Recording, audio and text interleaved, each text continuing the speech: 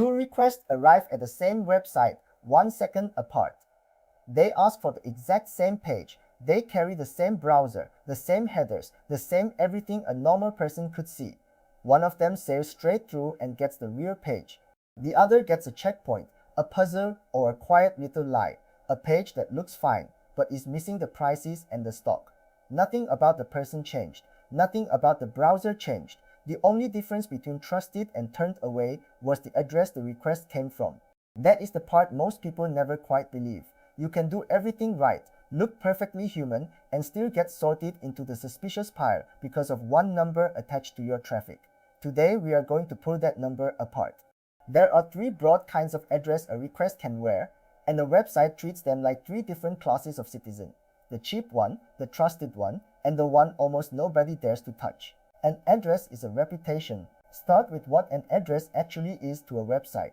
It is not just a label that says where you are. It is a little bundle of history and context that the site can look up in well under a second. Who owns the block this address sits in? What kind of network it lives on? What that network is normally used for? And whether anything bad has recently come out of it. So before a single pixel loads, the site already has an opinion about you. Not about you personally, but about the kind of place you appear to be coming from. That opinion is the whole game.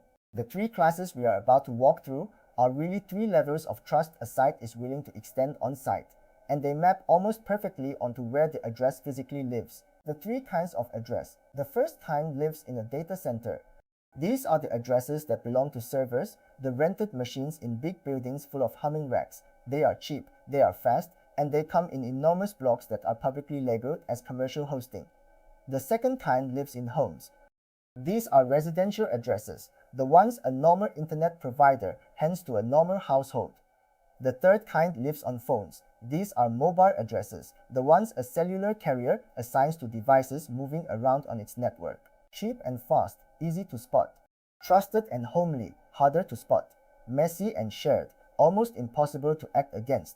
That is the hierarchy in one breath, and the rest of this comes down to why each rung sits where it does. Data center, the obvious one.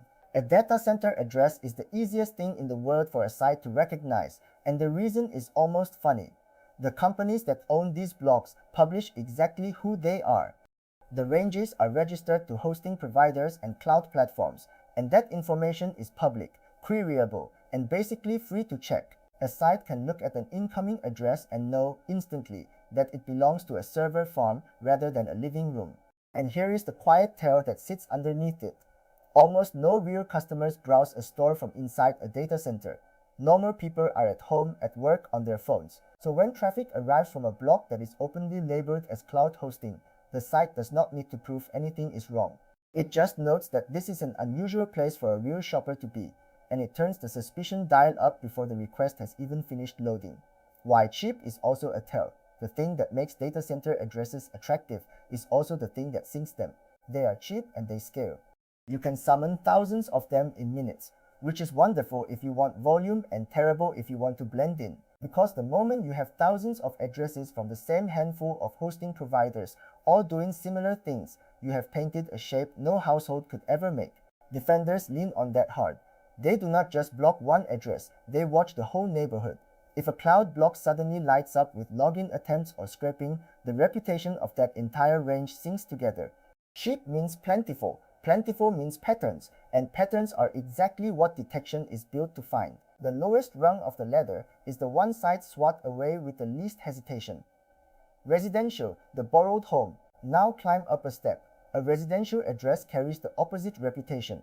It belongs to a real home connection, handed out by an ordinary internet provider to an ordinary household, and to a website that looks like the most natural thing in the world.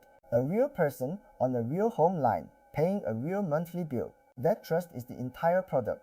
The address has years of innocent browsing behind it. No commercial hosting label. Nothing obviously automated about where it lives. So a site extends it the benefit of the doubt almost on reflex, the same way it would for any of its actual customers sitting on their actual couches. It is a borrowed reputation, and it sits a clear rung above the data center, precisely because it looks like it belongs to someone real. How a home address gets caught anyway. But residential is not magic, and sites have learned to look past the label. The giveaway is rarely the address itself. It is the behavior flowing through it. A real household has a natural shape to its day. It wakes up, checks a few things, goes quiet, comes back in the evening, streams something, sleeps. When one home address starts serving requests around the clock for unrelated services at a rate no family would ever produce, the shape breaks. Defenders do not need to prove the address is being rented out. They just need to notice that one living room is suddenly behaving like a small business, or worse, like a data center wearing a home's clothes. Reputation builds on a home line just like anywhere else, and an address that starts behaving strangely starts losing trust no matter how genuine it looked an hour ago. The home address buys you a head start, not a free pass. There is a second tell too, and it is about scale rather than rhythm. A home connection that suddenly serves the traffic of dozens of unrelated users starts to look wrong against the simple physics of a household. One family does not browse like a call center. So even when the address is genuinely residential, the volume passing through it betrays that it is being shared far beyond what any single home would ever generate. The label says home, but the throughput says something else, and detection is built to notice the gap.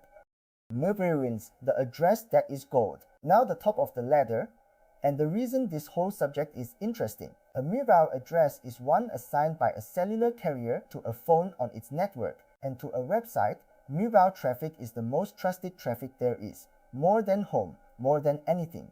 When a request arrives wearing a mobile carrier's address, sites tend to give it the warmest welcome on the internet. Part of that is just where it appears to come from.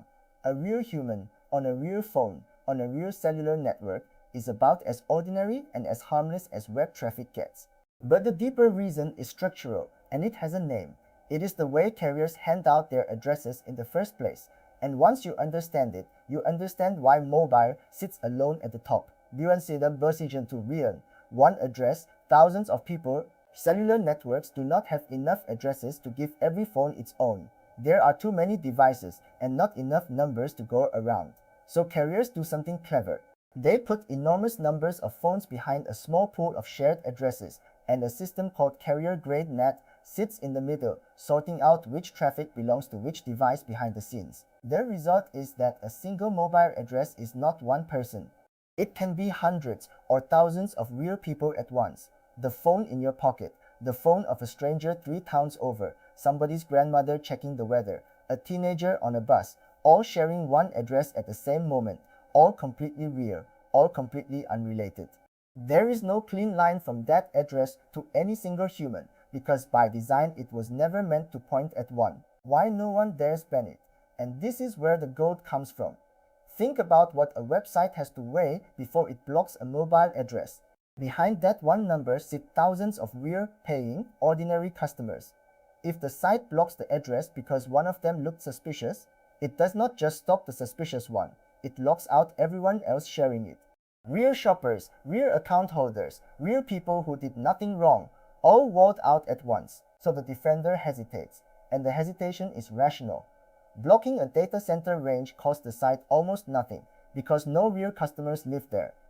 Blocking a mobile address risks cutting off a crowd of genuine users to catch maybe one bad actor hiding among them.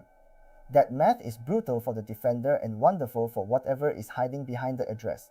The shared nature of the address becomes a shield, not because it is clever, but because the cost of swinging at it lands on innocent people. The weakness that is also the shield. Here is the strange symmetry at the center of all this. That same shared address is also a weakness.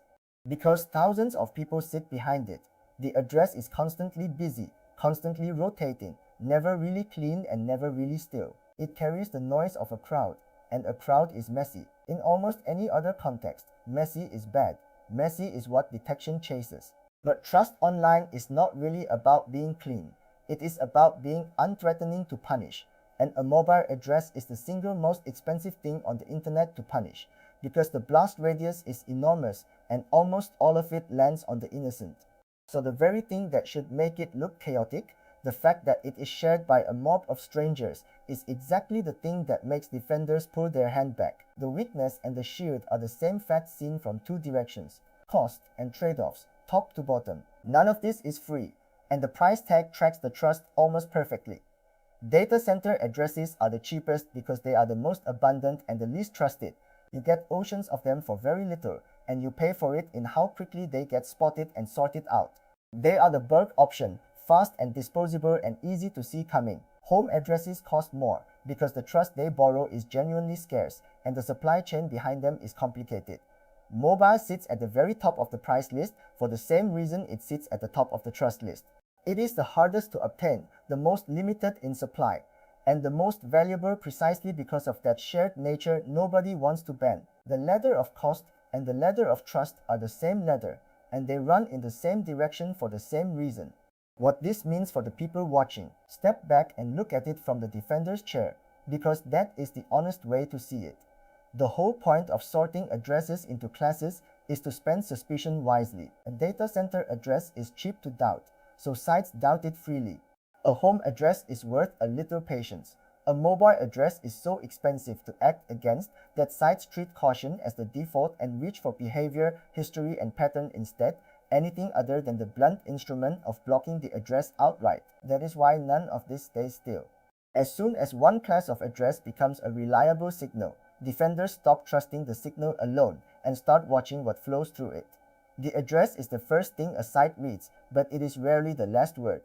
It sets the starting suspicion, and then everything else, the rhythm, the volume, the history, decides where the request actually lands. The irony at the bottom of it. So here is the shape of the whole thing, and it is almost upside down.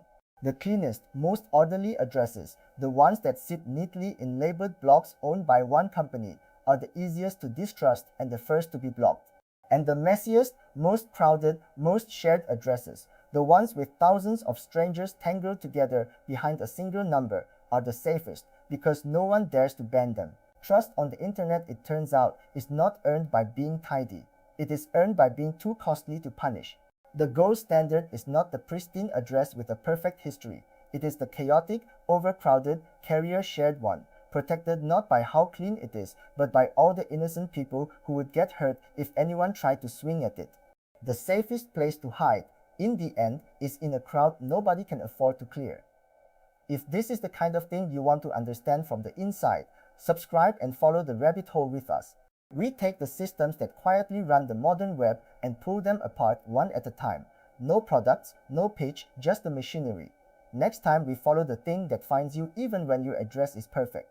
A hidden ID stitched together from your screen, your fonts, your hardware, the tiny quirks of the device in your hand. An identity you never chose and cannot easily shake. That is device fingerprinting, the ID that follows you everywhere, and it is the next door down the hall.